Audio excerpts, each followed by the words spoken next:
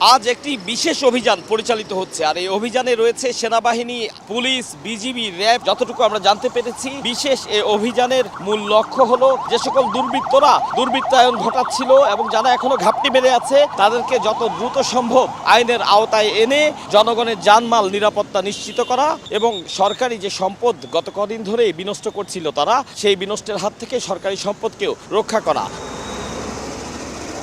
গত সপ্তাহের বৃহস্পতিবার সন্ধ্যার পর থেকেই দেশবাসীকে দেখতে হয়েছে এক প্রচণ্ড অরাজক পরিস্থিতি। সব মিলিয়ে বিজিবি, সেনাবাহিনী, র্যাব এবং পুলিশ সকলে মিলে যৌথভাবে অভিযান পরিচালনা করছেন দুর্বৃত্তের বিরুদ্ধে। যে সকল দুর্বৃত্ত গত কিছুদিন ধরে দেশে দুর্বৃত্তায়ন ঘটিয়ে পুরো দেশকে একটি অস্থিতিশীল অবস্থায় এনে দিয়েছিল। আমরা যতটুকু জানতে পেরেছি, এই অভিযানটি পরিচালিত হচ্ছে দেশের বেশ কয়েকটি জায়গায় এবং রাজধানীতেও একাধিক অভিযান পরিচালনা করছেন এই সম্মিলিত বাহিনী। জনগণের জানমালের নিরাপত্তা রক্ষায় কী ব্যবস্থা নিচ্ছেন সব আমরা তাদের সাথে থেকেই দেখব। প্রচণ্ড অরাজক এক পরিস্থিতি ছিল, মানুষের জনমনে প্রচুর ভীতি ছিল, প্রচুর সম্পদও ক্ষয়ক্ষতি হয়েছিল গত বৃহস্পতিবার সন্ধ্যার পর থেকে। কারফিউ চতুর্থ দিন চলছে, যৌক্তিক কারণ ছাড়া কারফিউর মধ্যে কাউকে বের হতে তারা অবশ্যই নিষেধ করেছেন। সেনাবাহিনীর যিনি কমান্ডার, তার সাথে কথা হয়েছে, তিনি বলেছেন যে 72 ঘন্টা হলো তাদের ডেপ্লয়মেন্টের।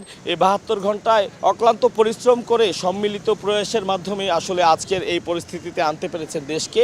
সেনাবাহিনীর প্রধানের নির্দেশে নির্মূল করার জন্য যা করা প্রয়োজন আমরা সেটা করছি এবং জনমনে স্বস্তি ফিরে নিয়ে আসা, সেটা আমরা ইনশাল্লাহ পুঙ্খানুপুঙ্খভাবে করব এবং জনমনে দ্রুতই স্বস্তি ফিরে আসবে বলে আশা করি। এই মুহূর্তে আমরা দেখছি একটি মহড়া চলছে, যেটি আসলে একটি যৌথ মহড়াই বলা যায়, কারণ এই মহড়ায় সেনাবাহিনী আছে, মহড়ায় পুলিশ আছে, এই মহড়ায় বিজিবি এবং র্যাবও আছে। তারা বলছেন যে ইতিমধ্যে বেশ কিছু দুর্বৃত্তকে তারা আটক করেছেন, আইনের হাতে সোপর্দ করেছেন এবং বাকি দুর্বৃত্তরাও যাতে কোনোভাবে পালিয়ে থাকতে না পারে, তারা যাতে পালিয়ে থেকে পরবর্তীতে দেশের ক্ষতি করতে না পারে, সবকিছু মাথায় রেখেই তাদেরকেও ধরতে নিয়মিত অভিযান তারা চালাচ্ছেন।